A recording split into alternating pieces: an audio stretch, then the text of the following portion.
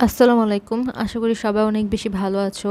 তো আজকে আমি নবম দশম শ্রেণীর বিজ্ঞান বইয়ের ৩য় অধ্যায়, যার নাম হচ্ছে হৃদযন্ত্রের যত কথা এবং অন্যান্য, এই চ্যাপ্টারটা নিয়ে আলোচনা করবো আর কি। তো অনেকেই কোয়েশ্চেন করতে পারে যে আপু 9-10-এর আবার বিজ্ঞান কোথা থেকে আসছে। অ্যাকচুয়ালি এই বিজ্ঞান থাকে, অনেকে জানে না। যারা পড়ালেখা করে জাস্ট তারাই এটা সম্পর্কে আইডিয়া রাখে, কারণ আমাদের সমাজটাই এমন যে সবাই জাস্ট যেটা একটা জিনিসকে হাইলাইটেড অনেক বেশি করে, যেমন যে তোমার সায়েন্সকে বেশি হাইলাইটেড করে, এর জন্য সায়েন্স সম্পর্কে ওরা জানে, বাট ওইটার বাইরের কিছু সম্পর্কে বেসিক্স অনেকের জানা নেই, বুঝছো। তো ওই জিনিসটাই যে যারা কমার্স আর আর্টস নিয়ে পড়ে তারা মোটামুটি হচ্ছে যে এই সাবজেক্টটা পড়ে থাকে আর কি, বুঝছো। তো চলো আমরা শুরু করি। এই চ্যাপ্টারের প্রথমে হচ্ছে যে রক্ত বা ব্লাড। এখন আমরা সবাই রক্ত কি, ব্লাড কি, আমরা সবাই জানি, কারণ জন্মের পর থেকে আমাদের কোনো না কোনো সময় হাত পা কাটছে, ব্যথা পাইছে, ওইভাবে রক্ত শরীর থেকে বের হয়েছে, তো আমরা চিনি। অ্যান্ড দেখতে কীরকম হয় ওটাও আমরা জানি, লাল বর্ণের এবং লিকুইড হয়, ঠিক আছে। তো আমরা চলো পড়া শুরু করি। বইয়ের ভাষায় একে কী বলো এটা জানি। বলতেছে প্রাণীদেহের রক্ত এক ধরনের লাল বর্ণের অস্বচ্ছ, এটা আমরা জানি। তারপর বলতেছে আন্তঃকোষীয় লবণাক্ত। আন্তঃকোষীয় মানে কোষের ভিতরে থাকে, মানে আমাদের শরীরের ভিতরে থাকে। অ্যান্ড খানিকটা ক্ষারধর্মী তরল যোজক টিস্যু। দেন বলতেছে একজন পূর্ণবয়স্ক সুস্থ মানুষের দেহে প্রায় 5 থেকে 6 লিটার রক্ত থাকে, যেটি মানুষের মোট ওজনের প্রায় 8%। এগুলো কিন্তু তোমাদের এমসিকিউতে আসবে, তো তোমরা হাইলাইট করে করে পড়বে বাসায়। দেন বলতেছে মানুষ এবং অন্যান্য মেরুদণ্ডী প্রাণী দেহের রক্ত লাল রঙের। এখন আমরা ছোটোর থেকেই হচ্ছে যে জানি যে অ্যাকচুয়ালি রক্ত কী কালার, লাল রঙের, কারণ এই যে হাত পা কাটছে আমরা দেখছি, বাট অ্যাকচুয়ালি আমরা কি আদৌ জানি যে রক্ত অ্যাকচুয়ালি লাল কেন হয়। টিকটিকির রং সাদা হয়, রং না, রক্তের রং সাদা হয়, কেন এটা সাদা হয় আর আমাদের কেনই লাল হয়। তো আমাদের এই কোশ্চেনগুলো কখনো জাগে নেই, অনেকের আবার জাগছে। তো এটাই এখন বলতেছে যে এই যে রক্তে লাল রঙের হিমোগ্লোবিন নামে একটি লৌহ গঠিত প্রোটিন জাতীয় পদার্থ থাকায় রক্তের রং লাল হয়, বুঝছো। তো এই জিনিসটা না অনেক মনে রাখবা, এগুলো পরীক্ষায় আসে। দেন কি, হিমোগ্লোবিন অক্সিজেনের সাথে যুক্ত হয়ে অক্সি হিমোগ্লোবিন যৌগ গঠন করে, অক্সিজেন পরিবহন করে। কিছু পরিমাণ কার্বন ডাইঅক্সাইড হিমোগ্লোবিনের সাথে যুক্ত হয়ে ফুসফুসে পরিবাহিত হয়, তবে কার্বন ডাইঅক্সাইডের সিংহভাগ বাইকার্বনেট আয়ন হিসেবে রক্ত দ্বারা ফুসফুসে পরিবাহিত হয়। এখন অনেকেই আমাকে হচ্ছে যে এই কোশ্চেনটা করতে পারে যে আচ্ছা আপু, রক্তের সাথে অক্সিজেন আর কার্বন ডাইঅক্সাইডের সম্পর্ক কোথায়, সম্পর্কটা বা কী, এগুলা কোথা থেকে আসছে, অনেকে এই কোয়েশ্চেনটা আমারে করতে পারে, ঠিক আছে।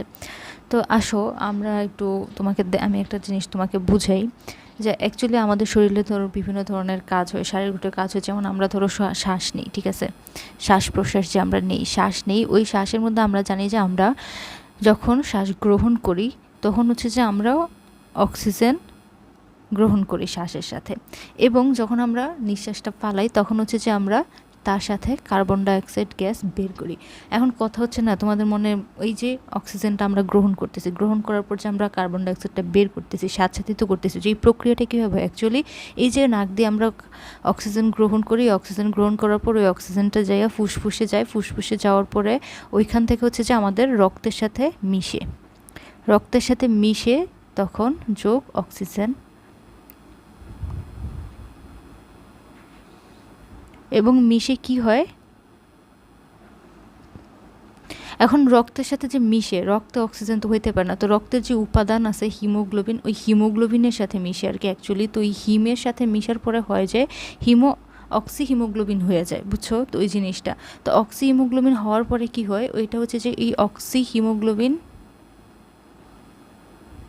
যেটা তৈরি হয় ওইটা হচ্ছে যে আমাদের সারা দেহে অক্সিজেনের সাপ্লাইটা প্রবাহ করে থাকে, বুঝছো। তো এভাবে হচ্ছে যে অক্সিজেনের সাথে রক্তের সম্পর্ক আসে। আবার যে কার্বন ডাইঅক্সাইডটা আমরা বের করি এটা সেম টু সেম এভাবে রক্তের সাথে মিশার পরে ওইটা সারা দেহ থেকে আবার ফুসফুসে নিয়ে এসে আমাদের নাক দিয়ে বের করে দেয়। তো এভাবে হচ্ছে যে ইন্টারকানেক্টেড। তো রক্ত এমন একটা জিনিস আমাদের শরীরের জন্য আমাদের সব ধরনের কাজ করে। এই যে আমরা যে খাবার খাই, খাবারের যে পুষ্টি উপাদানগুলো, এগুলো আমাদের শরীরে পুরোপুরি সাপ্লাই কীভাবে হয়, রক্তের মাধ্যমে হয়। তো এই জন্যই রক্ত আমাদের জন্য অনেক বেশি ইম্পর্ট্যান্ট একটা উপাদান আমাদের শরীরের, বুঝতে পারতেছো। আশা করি আমার কথা বুঝতে পারছো। তো চলো পরে আমরা দেখি যে এখানে রক্তের উপাদান এবং এদের কাজ বলা হচ্ছে। এখন রক্তের উপাদান কি, রক্তের প্রধান উপাদান হলো রক্তরস বা প্লাজমা এবং রক্তকোষ বা রক্তকণিকা। সমগ্র রক্তের 55% রক্তরস এবং বাকি 45% রক্তকোষ থাকে। রক্তরসকে আলাদা করে একটি হালকা হলুদ বর্ণের দেখায় এবং রক্তকোষগুলোকে রক্তরসে ভাসমান থাকে, ঠিক আছে। এখন কথা হচ্ছে যে রক্তের উপাদানকে আমরা আলাদা কীভাবে করি, ওইটাও আমরা কনফিউজিং একটা ব্যাপার। অ্যাকচুয়ালি কী হয়, এই যে এই রক্তটা হচ্ছে আমরা নেই, যে আমাদের রক্ত পরীক্ষা করার জন্য নেয়, এভাবে রক্ত নেওয়ার পরে ওইটা কী করে একটা টিউবে পড়ে ওই টিউবটা কী করে, একটা মেশিন আছে সেন্ট্রিফিউগাল মেশিন, ওই সেন্ট্রিফিউগাল মেশিনটার মধ্যে ওইটা রাখার পরে ওইটাকে 6 থেকে 7 ঘন্টা ধরে ঝাঁকানো হয়, শুধু ঝাঁকানো হয়।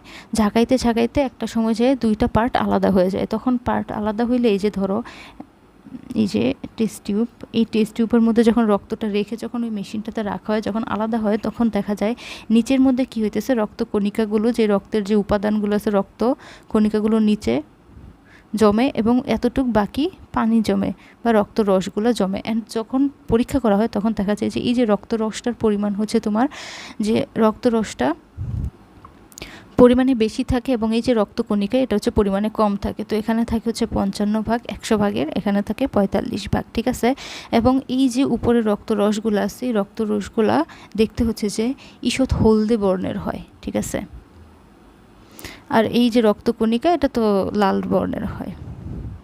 তো এতটুকু এখানে এটাই বলা হয়েছে যে অ্যাকচুয়ালি, তো আশা করি বুঝতে পারছো। এই যে এখানে দেখো, এই যে রক্ত, এগুলো হচ্ছে প্লাজমা বা রক্তরস, আর এগুলো হচ্ছে রক্তকণিকা। রক্তের কণিকা অনেক ধরনের হয়, এখন শুধু এক ধরনের রক্ত কণিকাই হয় না। তো এই প্রত্যেকটা কণিকা, যে এটা হচ্ছে যে লোহিত রক্তকণিকা লালটা, এটা হচ্ছে শ্বেত রক্তকণিকা, আর এগুলো হচ্ছে যে অনুচক্রিকা, ঠিক আছে। তো এগুলো আমরা আরও বিস্তারিত সামনে আগে যাব এবং তখন পড়তে থাকবো, তখন আরও ভালোভাবে বুঝতে পারবা। তো আশা করি আজকে যতটুকু পড়েছি ততটুকু বুঝতে পারছো। আল্লাহ হাফেজ।